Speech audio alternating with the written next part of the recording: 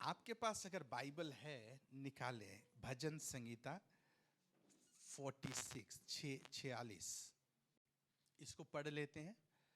भजन संगीता 46 अध्याय, उसका 1 से लेके 11 पद है यहाँ पर, 11 पद तक है, उसको पढ़ेंगे।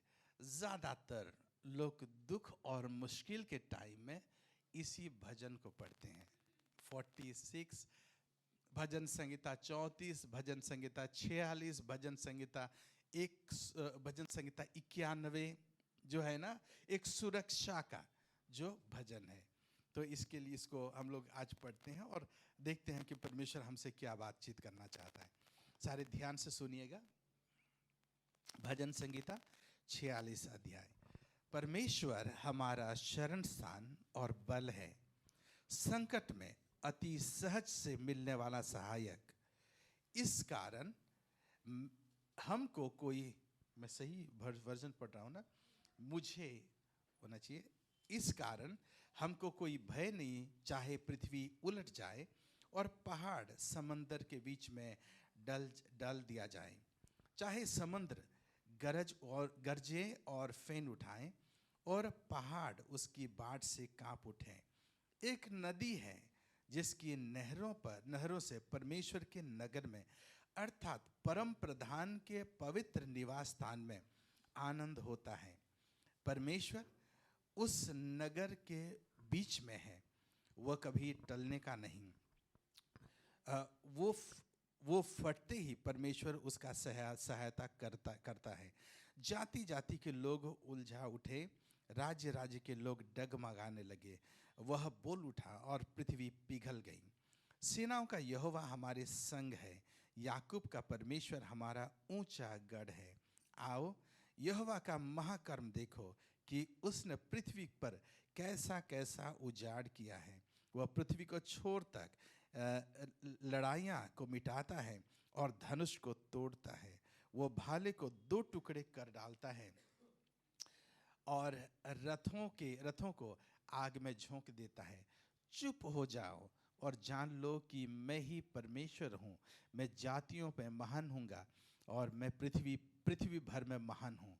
सेनाओं का यहोवा हमारे संग है, याकूब का परमेश्वर हमारा ऊंचा गढ़ है। मैं जो परमेश्वर का वचन जो बोलने वाला हूँ, आज का शीर्षक है परमेश्वर का उपस्थिति में रहना। परमेश्वर का उपस्थिति में रहना। कुछ समय पहले मैं यहाँ पर एक जगह चाणक्यपुरी में एक पार्क है, उसी पार्क में मैं गया हुआ था और उसमें टहल रहा था। और वहाँ पर जब टहल रहा था, वहाँ पर देखा कि एक लड़का और लड़की वहाँ पर बैठे हुए एक दूसरे की तरफ देख रहे हैं, बैठे हुए वहाँ पर देख रहे। और मैं वहाँ पर चल रहा था वहाँ पर, तो एक चक्कर लगाया, वहाँ वापस आया, वहाँ पर देखा कि वो वैसे ही बैठे हुए हैं, एक दूसरे की तरफ देख रहे हैं और एक दूसरे कुछ बातें कर रहे हैं। वहाँ पर करीब 17-18 साल के या 19-20 साल के होंगे। वहाँ पर दूसरी चक्कर लगाया, वो लोग बैठे हुए थे।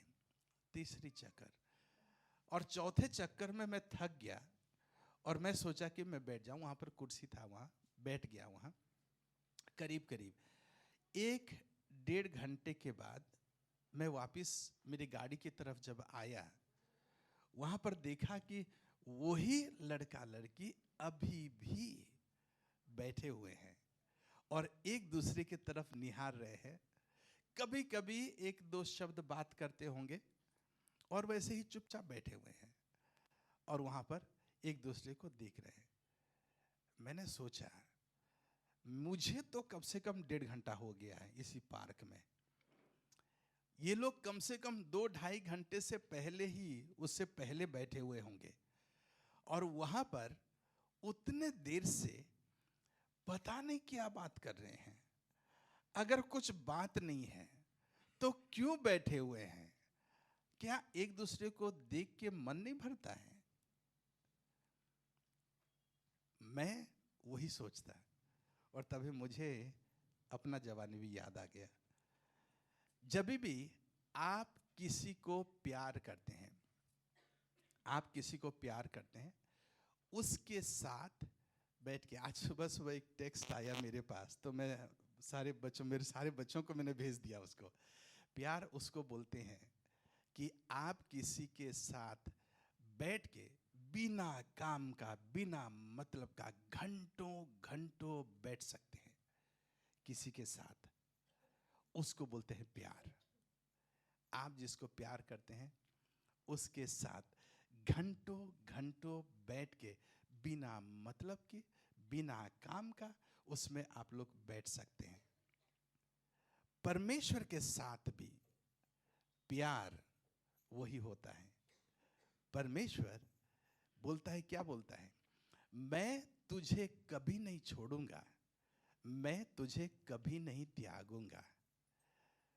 परमेश्वर यीशु मसीह का नाम इमैनुअल, जब वो पैदा हुआ, उसने, स्वर्गदूत ने उनको बोला, और उसका नाम तुम इमैनुअल रखना। उसका मतलब है, इमैनुअल का मतलब है परमेश्वर मेरे साथ। मैं कभी कभार सोचता हूं, परमेश्वर मेरे साथ, कुछ काम हो तो कोई बात होती है, बेमतलब की यीशु मसीह मेरे साथ हर समय मेरे संग संग रहना पसंद करता है, मेरे साथ चलना पसंद करता है, मेरे साथ उठना बैठना पसंद करता है। वो वायदा किया हुआ है कि मैं तुझे कभी नहीं छोड़ूंगा। तुम्हारी माँ जो तुमको दूध पिलाती है या पिलाती थी, वो तुमको छोड़ दे सकता है, तुम्हारे बाप तुमको छोड़ दे सकते हैं, तुम्हारे भाई और तुम्हारे बहन तुमको छोड़ दे सकते हैं जिनके साथ तुमने बचपन से बड़ा है, तुम्हारी पत्नी और पति तुमको छोड़ दे सकते हैं, पर वो वायदा करता है कि मैं तुम्हें कभी नहीं छोड़ूंगा, तुम्हें कभी नहीं त्यागूंगा।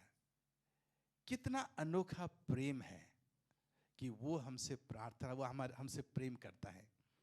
अभी हाल में मैं और एक गवाही है कि एक बार मैं ब्राज़ील में था, ब्राज़ील गया था, और जिस दिन ब्राज़ील पहुंचा, 2 दिन से यहाँ पर बहुत इतने सारे काम था, मैंने सोया नहीं।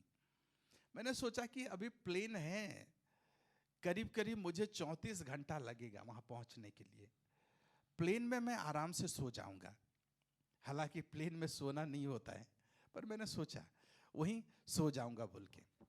तो मैं प्लेन जब 2 दिन नहीं सोने के बाद में गया, यहाँ से दिल्ली एयरपोर्ट में बैठा, प्लेन में सोने की कोशिश किया, नहीं सो पाया। मैंने सोचा कि 4-5 घंटे का एक समय है पेरिस में, वहाँ पर ये सारा कुर्सियाँ लगी हुई होती है जहाँ पर आराम से लेट के सो जा सकते हैं, वहीं सो जाऊँगा। इतने सारे भीड़ के अंदर कहाँ नींद आएगा। उसके बाद मैं ब्राज़ील पहुँचा। मैंने सोचा कि मेरी पत्नी, वहाँ पर पत्नी थी मेरी, पहले से गई हुई थी। मैंने सोचा कि अब जैसे ही मैं घर में पहुँचूँगा, मेरी पत्नी आई हुई होगी मुझे लेने के लिए साओ पाउलो में, जैसे ही मैं उसको वहाँ पर मिलूँगा, मैं बोलूँगा मुझे घर जाके मुझे नहाना है, नहा के बस मुझे बिस्तर चाहिए। वही सोच रहा था, और मैं गया वहाँ पर।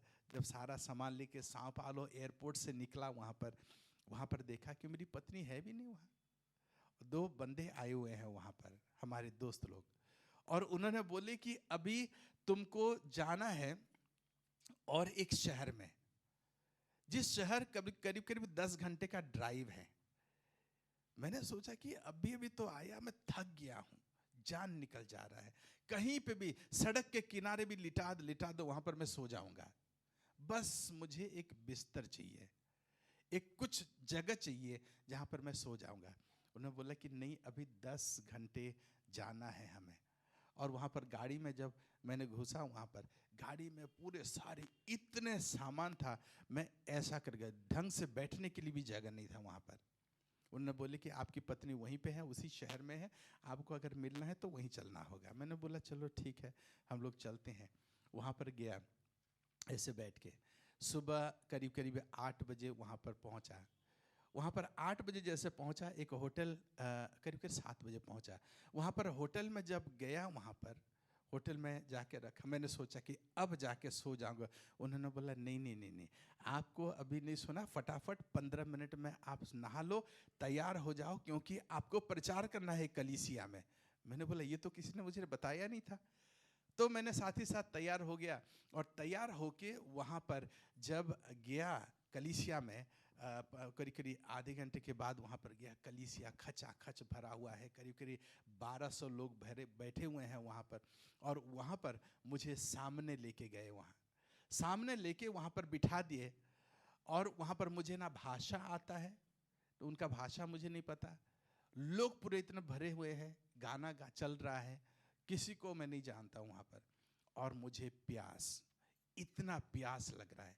और जो मेरे साथ मुझे ट्रांसलेट करने वाले थे, उनको मैंने बोला कि एलिसमाई, उसका नाम एलिसमाई था, एलिसमाई मुझे बहुत प्यास है, मुझे ज़रा पानी चाहिए। तो उन्होंने बोला कि अब मैं भी इसी शहर में नया हूँ, इस कलीसिया में नया हूँ, किसी को नहीं जानता, कहाँ से पानी लेके आऊँगा।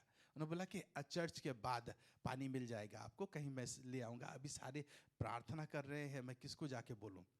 मैंने बोला मेरा जान निकल जा रहा है, मैं प्रचार नहीं कर पाऊँगा। आपको पता है ना, जब प्यास गर्मी के मौसम में प्यास लगता है, ऐसा लगता है कि जैसे मैं अभी गिर पड़ूँगा, मुझे वैसा लग रहा था। और उसी समय वैसे वहाँ पर बैठ के हज़ारों लोगों के सामने वहाँ बैठा हुआ था, प्यास में मरे जा रहा था। और उन्होंने बोले कि अभी तुमको प्रचार करना है। प्रचार करना मतलब 45 मिनट तक वहाँ पर स्टेज में बोलना है। मैं वहाँ पर सोच रहा था, प्रभु मैं कैसे करूँ। मुझे ऐसा लग रहा था कि मैं चक्कर खा के मैं वहाँ पर गिर जाऊँगा, ऐसा लग रहा था। और मैंने बोला कि उसी समय बस सारे प्रार्थना कर रहे हैं, सारे आराधना कर रहे हैं, सारे मुंह खोल के परमेश्वर का जय जयकार कर रहे हैं। मेरे दिमाग में सिर्फ एक बात, पानी पानी पानी। मैंने परमेश्वर से बोला कि अब आराधना करना बंद कर दिया। मैंने बोला परमेश्वर अगर कुछ है, तू है तो मुझे एक गिलास पानी दे दे, मुझे सिर्फ एक गिलास पानी चाहिए। उसी समय शहर में मैं नया था, कोई मुझे नहीं जानता था, भाषा अलग था वहाँ पर, कोई अंग्रेजी भाषा नहीं बोलता, ना हिंदी बोलता है वहाँ पर। उसी समय एक लड़की 2 बॉटल पानी लेके, मैं आंखें बंद करके पानी पानी बोल रहा था, उसी समय मेरे यहाँ पर थपथपाई और आके एक बोतल पानी मेरे सामने वो दी और बोले कि शायद probably you need this, मेरी भाषा में शायद आपको ये चाहिए होगा। जैसे मैंने आंख खोला, देखा मेरी जान आ गई। पानी को साथ ही साथ लिया और बोला, और साथ ही साथ खोला और पानी पूरा ढक ढक सारा पी गया। पानी आधा लीटर पानी पी गया। मैं उसी समय सोच रहा था कि परमेश्वर जो मेरे साथ है, मुझे मदद करने के लिए मेरे साथ आया हुआ है, पूरे 300-350 किलोमीटर मेरे साथ आया हुआ है, उसको मैंने मदद के लिए मदद मांगा कि मुझे एक गिलास पानी, एक बोतल पानी चाहिए पीने के लिए। वो मुझे एक गिलास पानी का मुहैया करवाने के लिए तैयार नहीं। मेरे आवाज को हजारों लोग जब पुकार रहे थे, उसी समय उन लोगों का आवाज को गौर नहीं किया, पर मेरी वही फुसफुसाहट को बहुत धीरे मैं जो बोला, यीशु मसीह मुझे पानी चाहिए, बस यीशु मसीह, और किसी को तैयार कर दिया, उसको आज्ञा दी कि अब मेरे बेटे को पानी चाहिए, फटाफट लेके आ। और वो लेके आ गया। यीशु मसीह बेमतलब में भी आपके साथ, आपके सामने बैठा रहता है, आपके साथ बैठा रहता है। और आपके साथ वो उसको बैठा रहना, आपके साथ संगति रखना उसको भाता है, अच्छा लगता है। जैसे कि मैं उसी दिन उसी चाणक्यपुरी में एक गार्डन में, एक पार्क में मैं एक लड़का और लड़की को देख रहा था, बेमतलब बैठे हुए थे वहाँ पर, क्योंकि प्यार, उनके बीच में प्यार हुआ था। इसको बोलते हैं प्यार। क्या आपका और हमारा प्यार परमेश्वर के लिए है? हम परमेश्वर के साथ कितने समय बैठे रहते हैं? वो हमें छोड़ता नहीं। कभी देखा है आपने कि पत्नी कि एक लड़का लड़की के पीछे पीछे पीछे पीछे भाग रहा होगा, जहां पर भी कॉलेज गई तो कॉलेज के बाहर खड़ा रहेगा, बस एक नजर उसके पढ़ने के लिए। अगर कहीं भी गई वहां पर वो गया हुआ होगा और लड़की बोल रही होगी मुझे नहीं चाहिए। कई समय हमारा भी वही अंदाज, हमारा भी वही रवैया परमेश्वर के साथ होता है। परमेश्वर हर समय हमारे साथ साथ चिपक के रहना चाहता है, यीशु मसीह जो परमेश्वर हमारे साथ। पर कई समय हम लोग बोलते हैं कि अरे आप हर समय मेरे पीछे पीछे आते हो, मुझे अब थोड़ी देर तो अकेला छोड़ दो, मैं अकेला रहना चाहता हूं। परमेश्वर को बोलते हैं कि परमेश्वर अब मुझे नहीं चाहिए, आप थोड़ी देर के लिए रुक जाओ, अलग बैठे रहो। परमेश्वर को, वो यीशु मसीह को वो अच्छा नहीं लगता। हमारे बिना, आपके बिना यीशु मसीह का मन नहीं लगता है। Hallelujah, hallelujah. पर हम क्या उसके साथ हम लोग अपना मन लगाए हैं क्या? यहां पर परमेश्वर की उपस्थिति में रहना, परमेश्वर का उपस्थिति में रहना हमारा ये फर्ज है। जब कोई परमेश्वर हमारे लिए इतना प्यार करता है, हमारे साथ आके बैठना चाहता है, हमारे साथ बातचीत करना चाहता है, कई समय हम लोग उसको इतने ऐसे ले लेते हैं कि जैसे कि वो कोई ऐरे गहरे है। हम लोग उसी व्यक्ति के बारे में बात कर रहे हैं जिस व्यक्ति पूरा ब्रह्मांड को सृष्टि किया, उसी व्यक्ति जो पूरे ब्रह्मांड के बनाने के लिए सूरज को अपनी जगह, चांद को अपनी जगह, तारे को अपनी जगह रख दिया, जो परमेश्वर ने उसी नदी को बनाया है, जिस परमेश्वर पूरी सृष्टि को चला रहा है, वही परमेश्वर के बारे में हम लोग बात कर रहे हैं। जिस परमेश्वर इतना अमीर है, जो बोलता है कि सोना मेरा है, चांदी मेरा है, सब कुछ मेरा है। अभी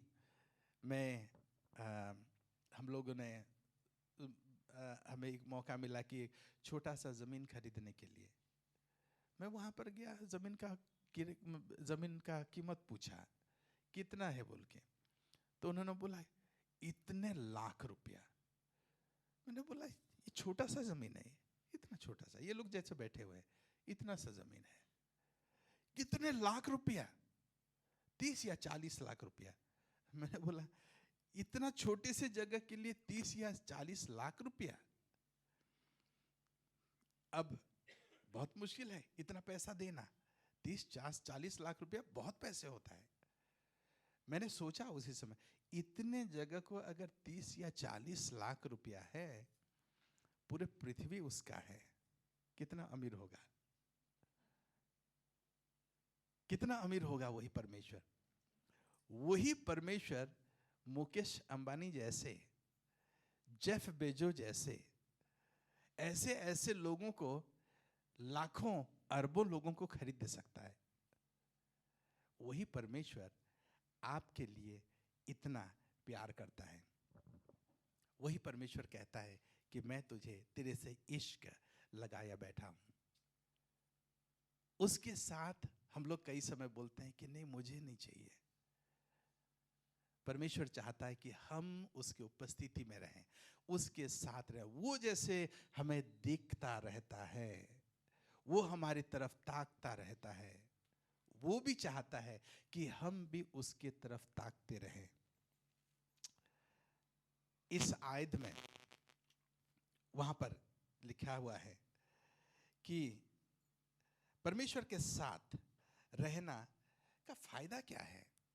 हम लोग इंसान हैं, हर समय हम लोग एक बात पूछते हैं कि कुछ भी अगर कोई बोलेगा कि आपको ये ले लो, ये खरीद लो, दुकान में अगर आप जाएंगे या सड़क में जा रहे होंगे, कोई आपको आके बोलेगा कि ये खरीद लो, फेसबुक में आप स्वाइप करते होंगे, वहां पर उसी समय अचानक कुछ दिखेगा, बोलेगा, वो बोलेंगे इसको खरीद लो।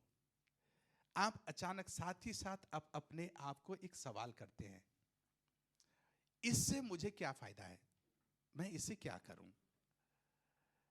वहां पर आप हर एक जना सोचता है कि इसके द्वारा मुझे क्या फायदा है। उसका फायदा भी बता दे रहे हैं कि परमेश्वर के उपस्थिति में रहना क्या कितना फायदाजनक है। पहला तो है, यहां पर हम लोग देखते हैं भजन संहिता 46 अध्याय उसका 1 और 2 पद। परमेश्वर के साथ उपस्थिति, परमेश्वर की उपस्थिति में रहने का फायदा उसका क्या है। ये नहीं कि हम लोग उस फायदा के लिए ही उनके साथ रहेंगे, फायदा हो ना हो, इतना बड़ा परमेश्वर के साथ समय बिताना, इतने बड़े महान परमेश्वर के साथ बस बैठे रहना, ये तो हमारे लिए सौभाग्य की बात है। पर उसमें से हमें फायदा भी जरूर मिलता है।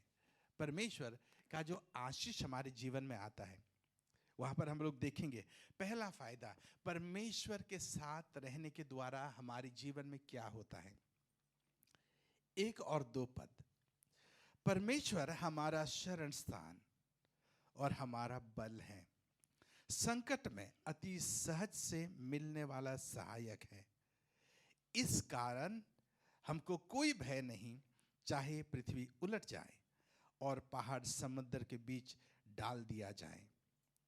यहां पर देखेंगे कि यहां पर बोल रहा है कि इस कारण हमें कोई भय नहीं। दूसरी पद में लिखा हुआ है इस कारण। किस कारण? कारण क्या है? क्योंकि परमेश्वर मेरे साथ है, क्योंकि परमेश्वर मेरा शरण स्थान है, परमेश्वर मेरा गढ़ है, तो इस कारण मुझे भय नहीं। आप जब भय आपके जीवन में होता है, पता नहीं आप डर कभी महसूस किए या नहीं।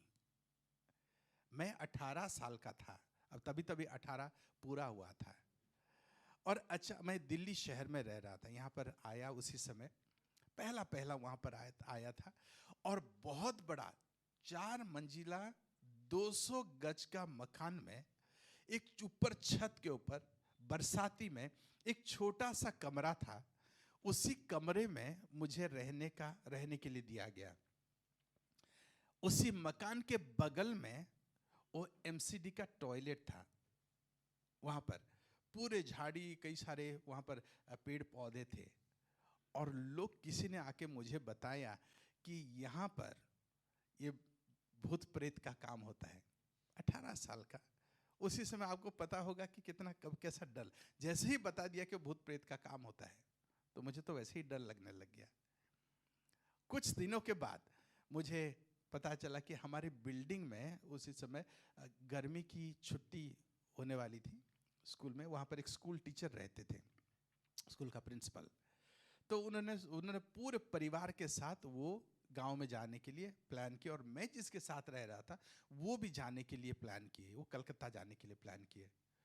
उसी समय वो लोग चले गए, उसी परिवार जो थे, और घर में सुनसान। और जो मैं जिसमें था, मेरे साथ जो रहते थे, वो घर में नहीं है।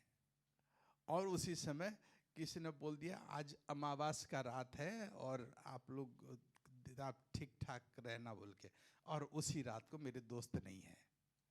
उसी बिल्डिंग में मैं अकेला हूं, और इतना बड़ा इमारत, वहां पर करीब करीब 50 कमरा होगा। उसी कमरे में मैं अकेला हूं, और बरसाती में एक छोटा सा कमरा है, ताला लगा दिया, अंदर से कुंडी लगा दिया मैं। डर। उसी समय वहां पर मुझे उसी बिल्डिंग में अलग अलग आवाज सुनाई दे रहा है। कुछ गिर रहा है, कि कुछ मतलब डर के समय में कितने सारे सुनाई देता है। इतना मैं परेशान हो गया, इतना डर। उसी समय ना फोन है किसी को बुला सको, ना घर से निकल के उतना वहीं से नीचे आऊं तो कमरे सारे में पूरा इतना अंधेरा है तो आने के लिए डर लगेगा। वहां पर मैं इतना घबरा गया था, डर मेरे जीवन में ऐसा आ गया था। नींद सोने के लिए कोशिश कर रहा हूं, नींद तो बहुत दूर की बात है। भय जब होता है उसी समय शांति से सोया नहीं जा सकता है। शांति से कब सोया जाता है? जब डर नहीं होता है। आपके जीवन से डर निकल जाता है, आपके जीवन में कोई शंका नहीं है, तो उसी समय आप चैन का नींद ले सकते हो। यहां पर परमेश्वर कह रहा है कि दाऊद कह रहा है, इस कारण मुझे कोई भी बात की भय नहीं। क्यों? क्योंकि परमेश्वर मेरा शरण स्थान है, परमेश्वर मेरा गढ़ है। जब वो आपके जीवन में है, परमेश्वर आपका शरण स्थान है, परमेश्वर आपका दृढ़ गढ़ है, तो आपके जीवन में शांति हर मोड़ पे बनाए रहता है। हर समय आपके हर परिस्थिति में आप आराम से बोल सकते हैं कि मुझे अभी भय नहीं है। उसी समय करीब करीब उसी दिन रात की 12 बजे जब मेरा दोस्त जब बेल बजाया, वहां पर आके मैंने वहां पर दरवाजा खोल दिया, उसी समय जैसे उसको देखा मेरे जी में जी आ गया, जान आ गया। मैंने उसी समय बोला चलो अभी तो कोई मेरे साथ हैं मुझे सुनने के लिए, मैं किसके साथ रह सकता हूं। वो जब आया तो मेरा भय पूरी तरह से निकल गया। परमेश्वर के साथ अगर आप हैं तो आपके जीवन में भय वैसे निकल जाता है, भाग जाता है, चाहे किसी भी परिस्थिति हो। अगर आप देखेंगे 4 पद में, अगर देखेंगे दूसरा, एक नदी है जिसकी नहरों से परमेश्वर के नगर में अर्थात परम प्रधान के पवित्र निवास स्थान में आनंद होता है। कुछ समय पहले हम लोग शिमला में गए हुए थे। वहाँ पर वहाँ से हम लोग जब वहीं से जा रहे थे, आ रहे थे, वहाँ पर झरना था और वहाँ पर झरने में पानी आ रहा था, वहाँ पर फॉल था वहाँ पर। अब वो पानी जब निकल रहा है वहाँ पर कई लोग जो है ना घंटों घंटों बैठ के पानी की तरफ देख रहे हैं। आप नदी के किनारे कभी बैठे हुए होंगे? जब मसूरी से आए हुए हैं उसी समय नदी का पानी वहाँ से निकल रहा हो, गिर रहा हो। नदी के किनारे अगर आप जाएंगे वहाँ पर तो उसी समय आप देखेंगे कि उसी पानी के किनारे अगर बैठेंगे आप घंटों भर बैठ सकते हैं। उसी पानी के तरफ अगर आप अपने पाँव, अपना जूता उता खोल के उसी पानी में अपना पैर लगा डाल दिया वहाँ पर, तो ऐसे सुकून मिलता है वहाँ पर। आप लोगों को पता नहीं, आप लोग ऐसे शहर में तो नदी नहीं मिलती है। वैसे ही नदी देखना है तो सरला सिस्टर को बोलो कि वो ले जाएगी वहाँ पर पहाड़ियों में, तो वहाँ पर इतना सुकून मिलता है। यहाँ पर परमेश्वर, वहाँ पर लिखा हुआ है एक नदी है। कहाँ पर एक नदी है? परमेश्वर की उपस्थिति में। वहाँ पर एक नदी है कि जिसकी नहरों से परमेश्वर के नगर में से अर्थात परम प्रधान के पवित्र निवास स्थान में से आनंद होता है। नदी का सोता जो बह रहा है। अगर आप यमुना के नदी के बारे में बात करेंगे तो उसी नदी के पास आप जाना नहीं चाहेंगे क्योंकि पानी वहाँ पर बहुत गंदा है। अगर आप वाराणसी में, बनारस में अगर नदी के, गंगा के किनारे में जाएंगे तो मैं वहाँ पर कई बार जा चुका हूँ। आपको नहीं लगेगा कि आपको अच्छा नहीं लगेगा कि वहाँ पर जाके पानी में वहाँ पर अपने पैर रखने के लिए, क्या? क्योंकि वहाँ पर पानी बहुत गंदा होता है। जब कम से कम जब मैं गया था बहुत गंदा। पर मैं ब्राजील में एक नदी के पास, वहाँ पर नदी में गया था। वहाँ पर पर पानी ऐसा लग रहा था कि जैसे कि पूरा शीशा जैसा वहीं से निकल रहा था। और मैं उसी पानी को लिया और मुंह में डाला। उसको इतना अच्छा लगा, वहां पूरा फ्रेश ठंडा पानी वहां पर। ये जो नदी के बारे में कहा जा रहा है, ये परमेश्वर के निवास स्थान से वो निकल रहा है। कितना स्वच्छ होगा, कितना अच्छा होगा। तो वहां पर जहां पर भी आप नदी हैं, वहां पर आनंद है। उसी नदी का जो आवाज, उसी पानी का जो गिरने का आवाज जो है, आपके कान में सुनाई जब देता है, आपका सुकून मिलता है। आनंद वहां पर है, आनंद का निशानी। परमेश्वर को उपस्थिति में आनंद होता है। आपके जीवन में सुकून, आपके जीवन में चैन, वही दिखाई देता है। तीसरी बात 5 पद में अगर देखेंगे, परमेश्वर उसी नगर के बीच में है, वो कभी नहीं टलने का। वो फटते ही परमेश्वर उसकी सहायता करता है। यहां पर अगर देखेंगे, वो नगर के बीच, परमेश्वर उसी नगर के बीच में है, और वो कभी नहीं टलने का है। उसका मतलब है कि परमेश्वर अपना सुरक्षा को वहां पर रखा हुआ है। परमेश्वर का उपस्थिति वहां पर, परमेश्वर उसके बीच में है। मतलब बीच में होने का मतलब पूरे चारों तरफ को कंट्रोल करके रखा है। क्या हुआ, मैं अपने हाथ फैला सकता हूं चारों तरफ, चिंता मत करो, मैं अपने हाथ फैला के सब कुछ मैं कंट्रोल कर दूंगा। आपका आर्थिक परिस्थिति है मेरे हाथ के पहुंच में है। आपका मानसिक परिस्थिति मेरे हाथ के पहुंच में है। आपका सामाजिक परिस्थिति मेरे हाथ के पहुंच में है। परमेश्वर कह रहा है, आपका चाहे कोई भी परिस्थिति हो, परमेश्वर कहता है उसके बीच में वो है। वो सबको कंट्रोल करके रखा है। चाहे किसी भी चीज अगर वहां पर कहीं भी इधर उधर होने लगे, कहीं की अगर हिलने डोलने लगे, तो परमेश्वर साथ ही साथ उसको अपने हाथ में पकड़ के थमा दे सकता है। इसका मतलब है सुरक्षा। परमेश्वर जिसके बीच में है, आपके बिजनेस के मध्य है, परमेश्वर आपके परिवार के मध्य है, परमेश्वर आपके जीवन के मध्य है, परमेश्वर आपके प्रेम जो संबंध के मध्य में है, परमेश्वर आपके पैसों के मध्य में है, तो वो संभाल लेगा। वो जानता है कैसे संभालना, क्योंकि हजारों सालों से वो संभालते आ रहा है। शायद आपका इतना तजुर्बा नहीं है उसी सारी बातों को संभालने के लिए, पर जब परमेश्वर उसके मध्य में होता है, हर एक बात को वो समझ लेता है। पर सवाल यही है कि क्या आप परमेश्वर को आपके मध्य में, आपके परिस्थिति के मध्य में रखते हैं?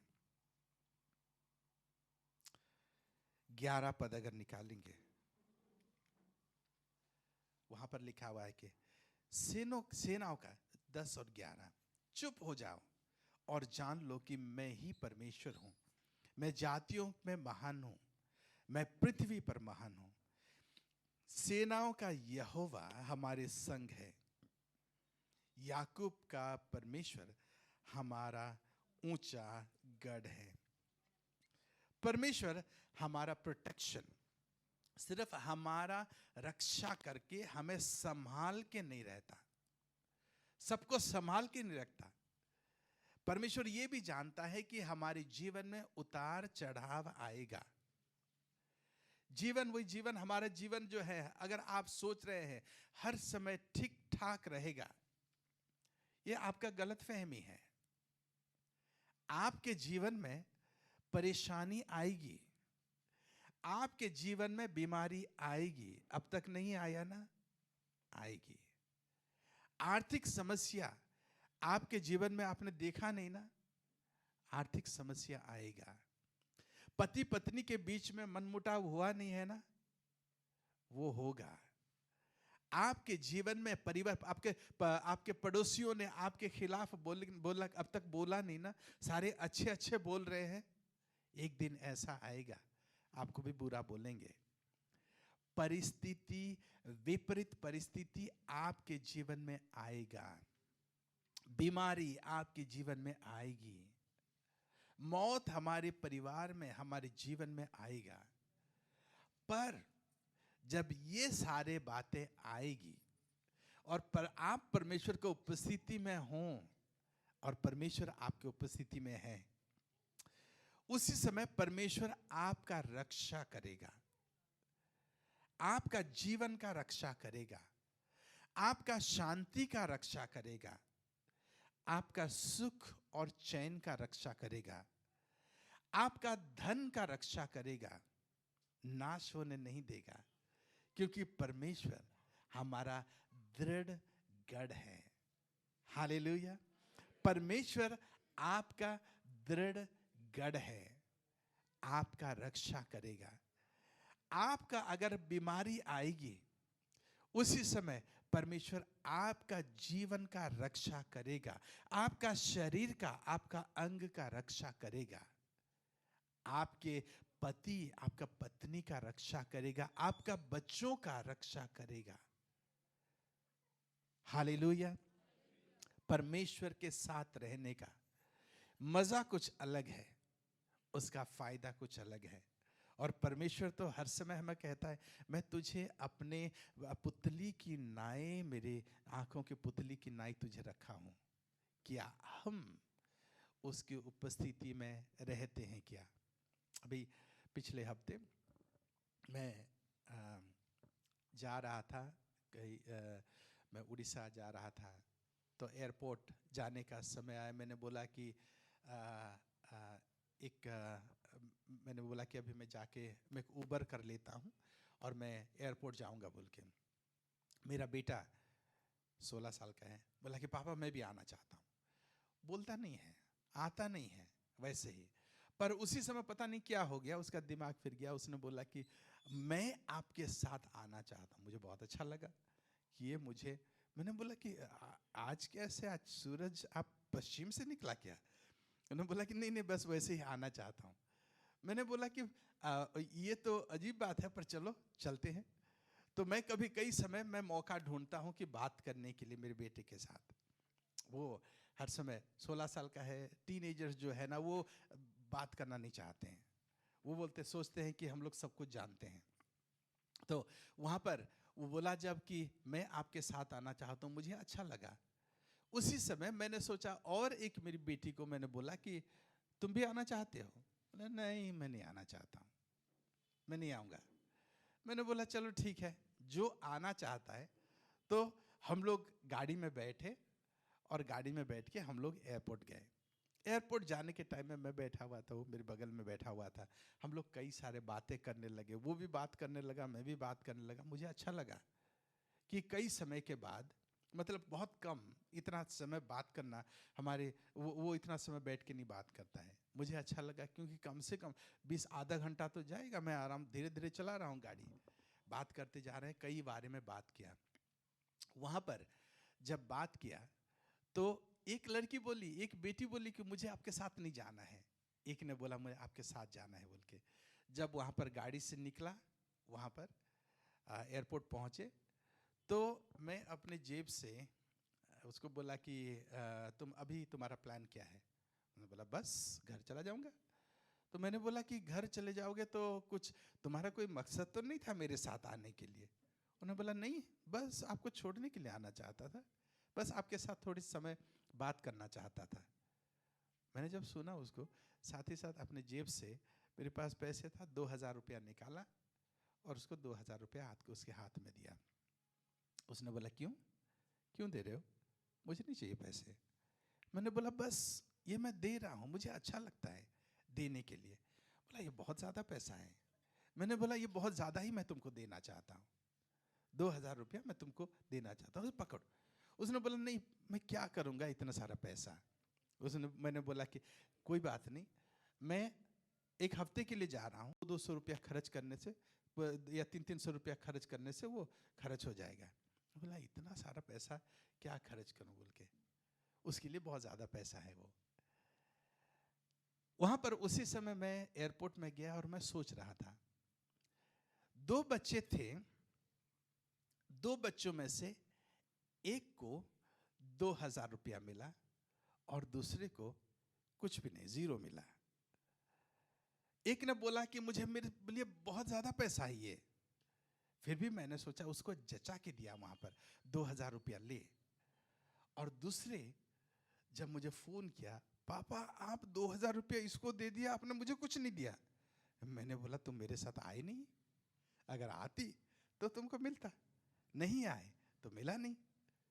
मैं तभी सोच रहा था वहां पर, क्यों एक बच्चा को, जब वो चाहता भी नहीं था कि वो मेरे से पैसे लेने के लिए, वो बोल रहा था ये इतना पैसा मेरे लिए बहुत ज्यादा पैसा है, फिर भी मैं उसको जचा के दिया और उसको बोला कि ये रख ले।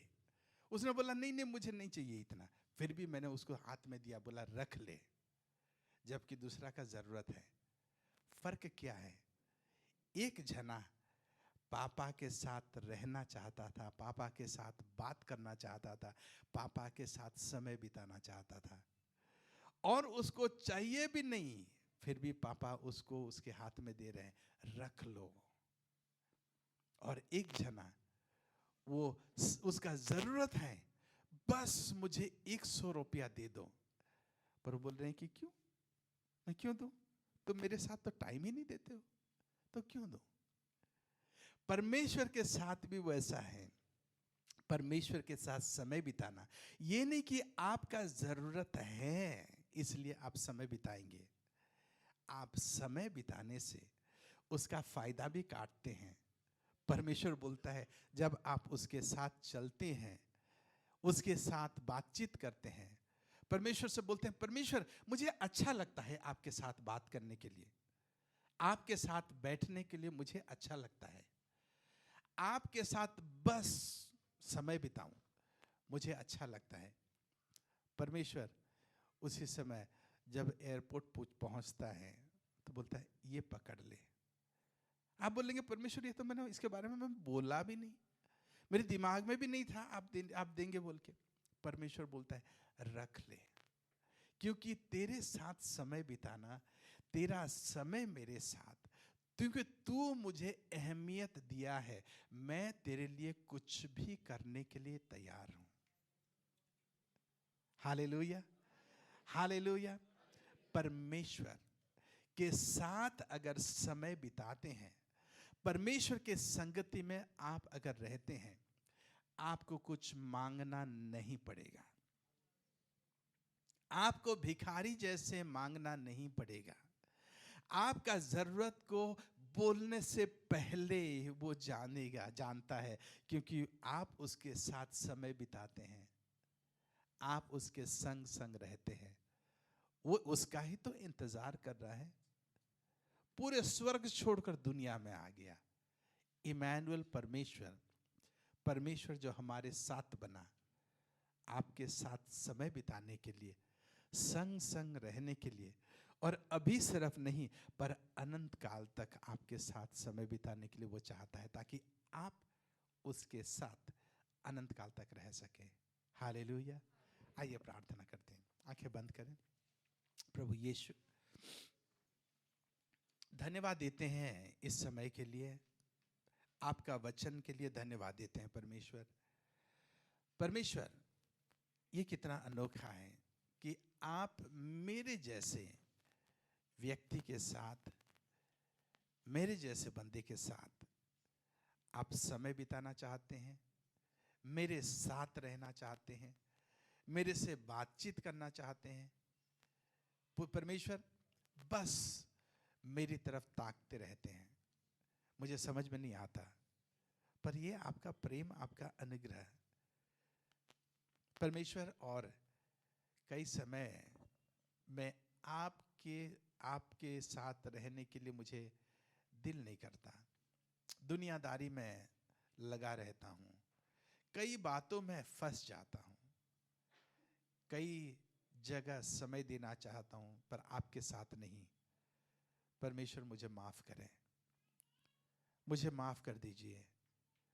परमेश्वर मैं आपके साथ समय बिताना चाहता हूँ, आपका उपस्थिति में रहना चाहता हूँ। आप जहाँ पर हैं मैं वहीं पे रहना चाहता हूँ।